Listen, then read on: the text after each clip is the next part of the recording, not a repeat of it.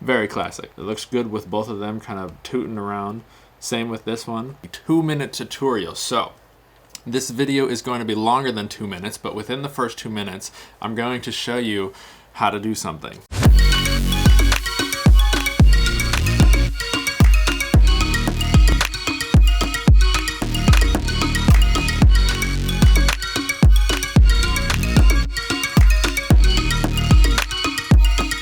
Hello and welcome back to another episode. Today it is the peak of the week and we're chatting about Instagram Reels. How do you go and shoot on a real camera or an iPhone and then put that onto a computer, edit in Premiere, export, put back on your phone to upload to Instagram? This is a new thing I'm going to be calling 2-minute tutorials, and I'm going to show you within the first 2 minutes of this video how to do just that. So to begin, we've got our hard drive here, we've got our folder, and inside of that is all of the folders that we've already created with our audio, our footage, where our exported files will go, and also our project file.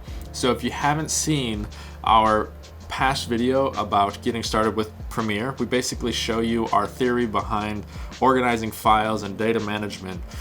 So we're already past that. If you need help getting started, I'd suggest you click the link in the description below and watch that first, and then come back here. Now, the looming question: how do you edit within the guidelines of a Reels safe margins for Instagram? Well, we're going to create our sequence bin, and then inside of there, you want to click this little turn page thing at the bottom, go sequence, and you can really select any one of these presets. So let's just go RA 1080p. You're gonna click on the settings tab. You're gonna come over here and change this to custom. You wanna do time-based 23976 or 24. Typically I just do 24 because that's a little bit easier.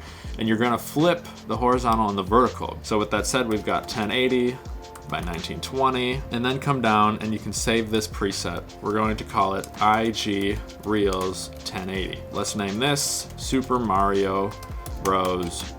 Reel. Boom. There's a couple different ways you could do this. You could make sure that your song is on the Instagram Reels playlist inside of the app and then edit it in the app, or you could find that song, rip it from the internet or download it somewhere, put it into Premiere, and then make very precise cuts. So that way, everything just lines up how you want instead of trying to slide the little drags back and forth. So I've gone ahead and I've pulled the song. I'm gonna drop it right in the timeline.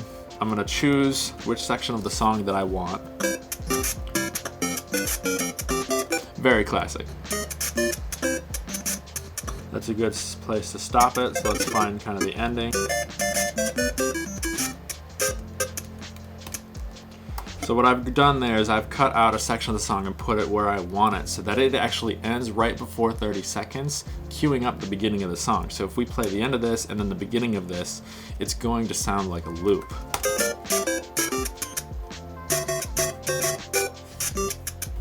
So, time. That was less than 2 minutes. You are now set up, ready to edit your video inside of Premiere. What I'm going to do now is edit this for you guys to see through time lapse, and then I'm going to talk about what I did and why I did that, and then we'll just go through the posting process to Instagram. So,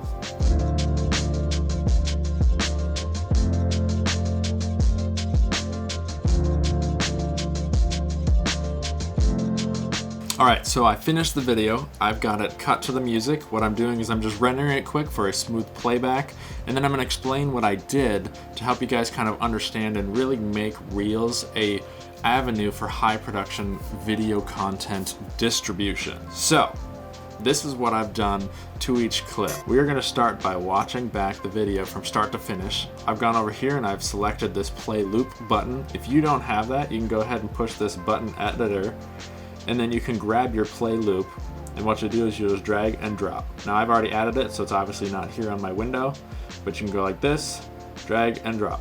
So once you get that, then click button loop, because what that will do is at the end of the playback on the sequence, it will automatically start the video again.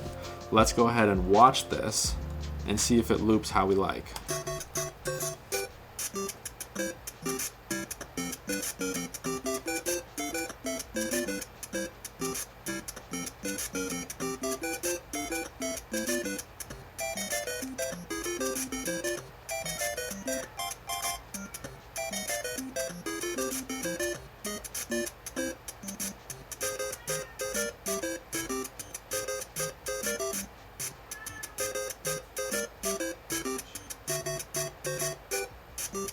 All right, so that's the beginning of the video again there.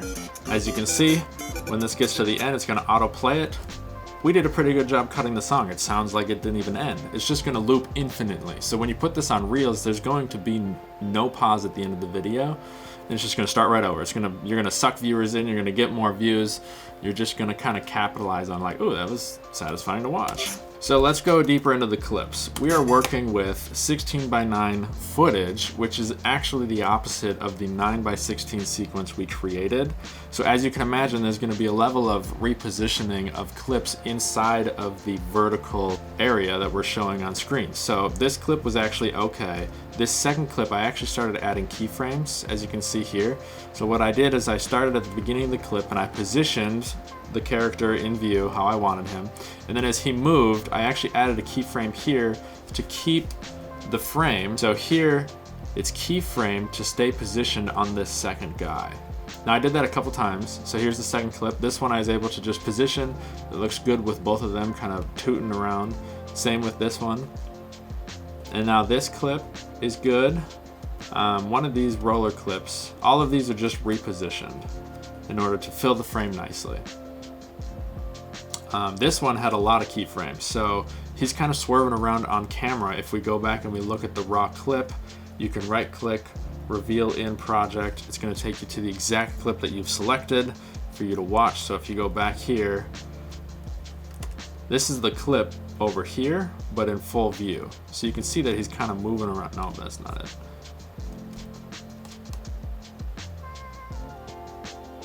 So if we come over here and we find the spot where he puts his finger up and says number 1, if you ain't first, you last, here it is.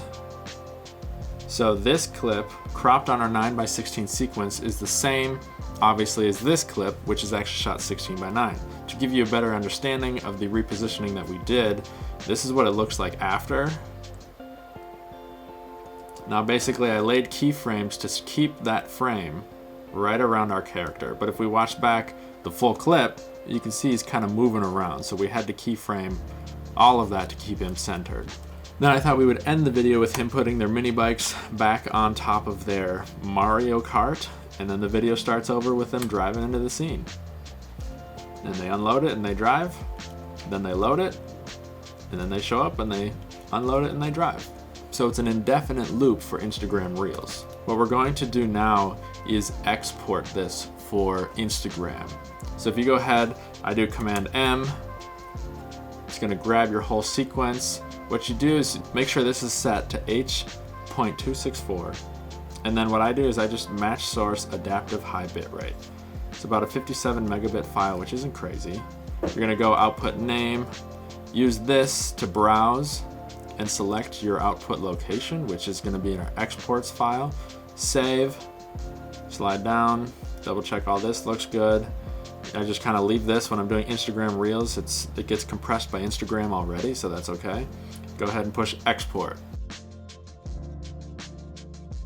All right, so it was exported. Now if we get out of here, we're gonna be able to find it right here.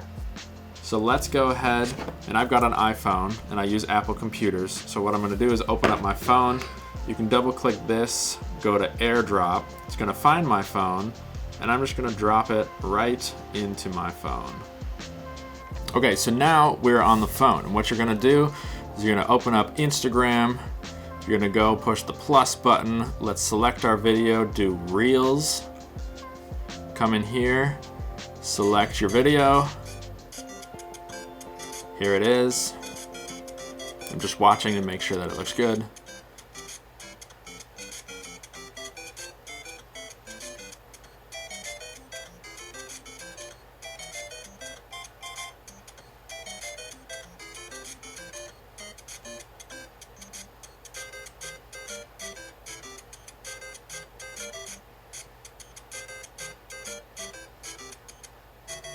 Look at that, and it looped for us.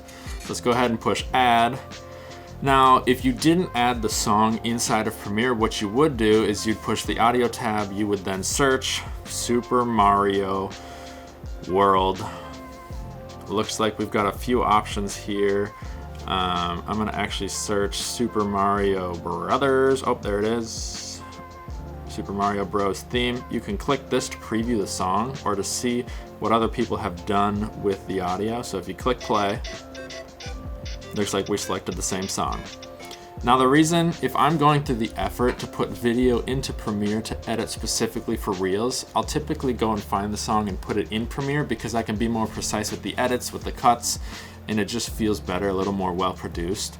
So once you get to this point here, you've got your video selected. I've got a little bit of time left on the 30 seconds, but I'm not actually gonna add anything more. So if you go ahead and push next, it lets you preview your video again. You can watch it through if you want. You can come up here and you can add stickers. You can search for GIFs. Go ahead and push share to. Let's write our caption. We'll do Super Mario Bros. At Crown Rally Edition. Now it's always smart to tag people because you start popping up in more places. Go ahead and I usually do push return twice and I start my hashtags. Goldenpeaks Productions, hashtag Super Mario Bros. And then over here you see this, it says cover. If you click that, you're gonna be able to drag this slider and select a cover photo. And typically there's a frame in here that's good enough for my taste as far as covers. I'm thinking something like this. Otherwise you could push add to camera roll and select a specific photo. So here you go, you can double check everything, go ahead and push share. So once that finishes uploading, it's going to be posted, it's going public. It has been entered into the Instagram sphere as well as the Reels sphere, which I've noticed that there's a different reach. When posting videos to Instagram posts, my reach is nowhere near what the videos on the Reels post to. So I've been doing a lot more Reels lately, trying to just generate traffic and engagement with my account. Okay, so the video has posted now. You can go ahead and click here and watch inside of Reels. Turn your volume up, make sure it works. Double check your captions. Sometimes Instagram will cut off the last few sentences of your captions and you don't want that to happen. So our main page here has got a really nice layout.